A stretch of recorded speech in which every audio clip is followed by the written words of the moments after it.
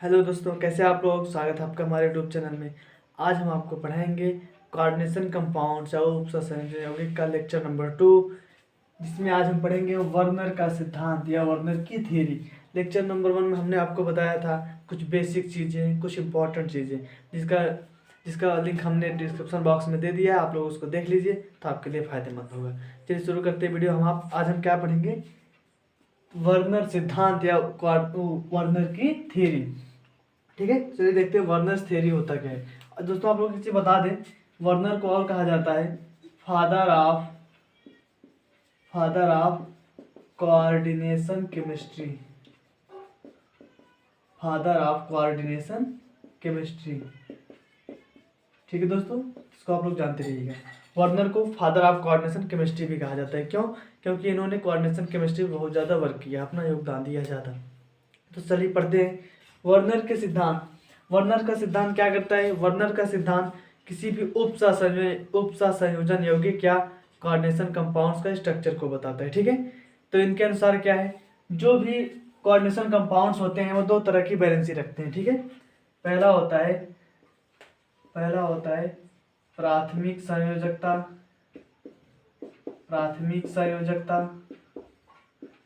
इसको इंग्लिश में क्या कहते हैं? Primary valency. ठीक है दोस्तों, और दूसरा होता है द्वितीयक संयोजकता,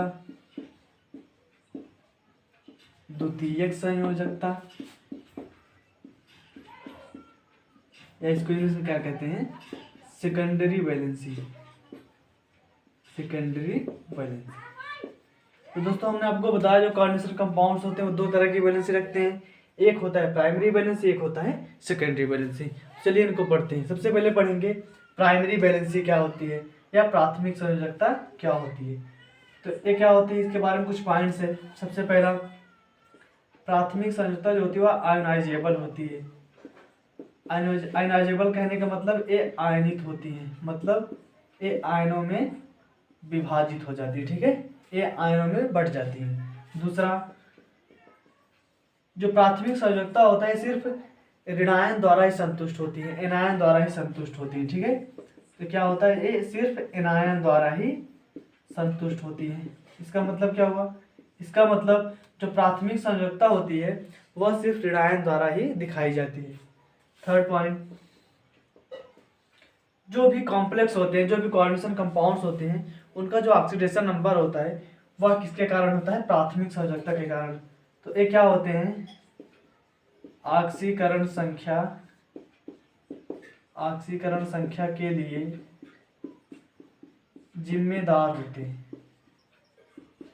ठीक है, जो कोऑर्डिनेशन कंपाउंड्स है उसके ऑक्सीकरण संख्या के लिए जिम्मेदार कौन होता है? प्राथमिक संयोजकता। ठीक है, इसका नेक्स्ट पॉइंट है, इसको जो भी फार्मूले में जब किसी कोऑर्डिनेशन कॉम्प्लेक्स का, किसी कोऑर्डिनेशन कंपाउंड जब फार्मूला लिखते हैं तो उसमें प्राथमिक संयोजकता को कोऑर्डिनेशन स्फीयर से बाहर दिखाया जाता है। ठीक है, मतलब समन्वय मंडल से बाहर। जैसे देखिए, इसको क्या कहते हैं? सबसे पहले बताओ यहाँ पर, इसको कोऑर्डिनेशन स्फीयर से बाहर दिखाई देता है। ठीक, बाहर दिखाया जाता है। ठीक है, या कोऑर्डिनेशन स्फीयर से बाहर होता है, समन्वय मंडल से बाहर होता है। जैसे मान लीजिए कोई ऐसे कोऑर्डिनेशन स्फीयर, ठीक है, हमने आपको बताया था कोऑर्डिनेशन स्फीयर जो होता है वह एक स्क्वायर ब्रैकेट में दिखाया जाता है। ठीक है, हमने लेक्चर 1 में आपको बताया था, इसका लिंक डिस्क्रिप्शन बॉक्स में हमने दे दिया है। समन्वय मंडल होता है या कोऑर्डिनेशन स्फीयर होता है, तो जो प्राथमिक संयोजकता होती है प्राइमरी वैलेंसी, इसको कोऑर्डिनेशन स्फीयर के बाहर दिखाते हैं। यहाँ पर क्या होगा? प्राथमिक संयोजकता। ठीक दोस्तों, तो किसी भी कोऑर्डिनेशन कंपाउंड के फार्मूले में आपको प्राइमरी वैलेंसी पहचानने में दिक्कत नहीं होगी। यह क्या होता है? कोऑर्डिनेशन स्फीयर के बाहर होता है। लास्ट पॉइंट इसका क्या है, जब स्ट्रक्चर बनाते हैं कोऑर्डिनेशन कंपाउंड्स का तो जो प्राइमरी वैलेंसी होती है इसको डॉटेड लाइन के रूप में दिखाया जाता है। क्या होता है? इनको ऐसे डॉटेड लाइन के रूप में प्रदर्शित करते हैं। ठीक है दोस्तों, अभी हम आपको एग्जांपल देकर यहाँ पर समझा देंगे। ठीक है, ये हो गया प्राइमरी वैलेंसी, समझ में आया? ये क्या होती है, आयनाइजेबल होती है, आयनित होती है। ये सिर्फ ऋण आयन द्वारा ही दिखाई जाती हैं। और जो भी कॉम्प्लेक्स होता है क्वांटम कंपाउंड्स, उसके ऑक्सीकरण संख्या के लिए जिम्मेदार होती हैं। और इनको क्या किया जाता है, कोऑर्डिनेशन स्फीयर से बाहर रखा जाता है। ठीक है। और जब जब स्ट्रक्चर बनाते हैं कोऑर्डिनेशन कंपाउंड्स का, तो इनको डॉटेड लाइन के रूप में प्रदर्शित करते हैं। चलिए पढ़ते हैं द्वितीय संयोजकता क्या होती है, सेकेंडरी वैलेंसी। पहला, ये जो होती है नॉन आयोनाइजेबल होती हैं। नॉन आयोनाइजेबल कहने का मतलब आयनित नहीं होती, आयनित नहीं होती। ठीक है। सबसे पहला नंबर, ए आयन नहीं बनाती, आयनित नहीं होती। सेकंड नंबर, जो सेकेंडरी वैलेंसी होती है यह लिगैंड की संख्या के बराबर होती है, लिगैंड की संख्या के बराबर। जो सेकेंडरी वैलेंसी है, एसबी मतलब सेकेंडरी वैलेंसी, मतलब द्वितीय संयोजकता क्या होती है, लिगैंड की संख्या के बराबर होती है। और हमने आपको एक चीज बताया था लेक्चर 1 में, लिगैंड की संख्या क्या होती है, कोऑर्डिनेशन संख्या कहलाती है ना। तो कोऑर्डिनेशन संख्या बराबर क्या हो जाएगा, समन्वय या उपसंयोजन संख्या बराबर क्या हो जाएगा, लिगैंडों की संख्या। तो इसको क्या लिख सकते हैं बताओ, इसको लिख सकते हैं समन्वय या कोऑर्डिनेशन नंबर। ठीक है। सेकेंडरी वैलेंसी द्वितीय संयोजकता बराबर क्या होता है, लिगैंडों की संख्या के बराबर होता है। अब लिगैंडों की संख्या बराबर क्या होता है, कोऑर्डिनेशन नंबर। तो हम कह सकते हैं सेकेंडरी वैलेंसी कोऑर्डिनेशन नंबर के बराबर होती है, या ऐसे कह सकते हैं जो द्वितीय संयोजकता होती है वह कोऑर्डिनेशन कंपाउंड्स में उपस्थित कोऑर्डिनेशन बॉन्ड के बराबर होती है। ठीक है। तो नेक्स्ट पॉइंट, अब हमने आपको बताया था जो लिगैंड होते हैं एक कैसे होते हैं, ए केटायन भी हो सकते हैं, एनायन भी हो सकते हैं और न्यूट्रल भी हो सकते हैं। तो क्या होगा, जो द्वितीय संयोजकता होगी वह केटायन द्वारा भी प्रदर्शित की जाएगी, एनायन द्वारा और न्यूट्रल मॉलिक्यूल के द्वारा भी प्रदर्शित की जाएगी। तो यहाँ पर क्या हो जाएगा बताओ, एक केटायन द्वारा भी दिखाई जाती है और एनायन द्वारा और न्यूट्रल मॉलिक्यूल के द्वारा भी द्वितीय संयोजकता प्रदर्शित की जाती है। केटायन मतलब क्या हो जाएगा, धनायन, एनायन मतलब ऋणायन, न्यूट्रल का मतलब क्या होता है, उदासीन। ठीक है दोस्तों, समझ गए। अब नेक्स्ट पॉइंट इसका ये है, इसको क्या किया जाता है, इसको कोऑर्डिनेशन स्फीयर के अंदर रखते हैं। जब किसी कोऑर्डिनेशन कंपाउंड्स का जब हम फार्मूला लिखते हैं तो इसको कोऑर्डिनेशन स्फीयर के अंदर रखा जाता है सेंट्रल एटम के साथ। जैसे देखिए कोई कोऑर्डिनेशन स्फीयर हुआ, ठीक है, क्या करेंगे हम, द्वितीय संयोजकता को इसी कोऑर्डिनेशन स्फीयर के अंदर रखते हैं। ठीक है। किसके साथ, सेंट्रल एटम के साथ, या केंद्रीय धातु के साथ, या केंद्रीय परमाणु के साथ। और बाहर क्या होती है, यहाँ पर प्राइमरी वैलेंसी होती है। तो सेकेंडरी वैलेंसी कहाँ पर हो जाएगी, कोऑर्डिनेशन स्फीयर के अंदर। नेक्स्ट पॉइंट, जब हम इसका स्ट्रक्चर बनाते हैं किसी कोऑर्डिनेशन कंपाउंड्स का, तो स्ट्रक्चर बनाते समय द्वितीय संयोजकता को एक सॉलिड लाइन द्वारा दिखाया जाता है, एक ठोस लाइन द्वारा दिखाया जाता है। ठीक है। सॉलिड लाइन मतलब ऐसे थिक लाइन द्वारा इसको प्रदर्शित किया जाता है, लाइन द्वारा प्रदर्शित किया जाता है,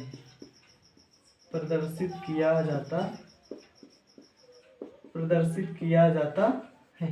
ठीक दोस्तों, तो आप लोग समझ गए, इतना समझे आप लोग। अब देखिए इसमें क्या होता है, इसमें क्या होगा, प्राथमिक संयोजकता हमने पढ़ लिया और द्वितीयक संयोजकता हमने पढ़ लिया।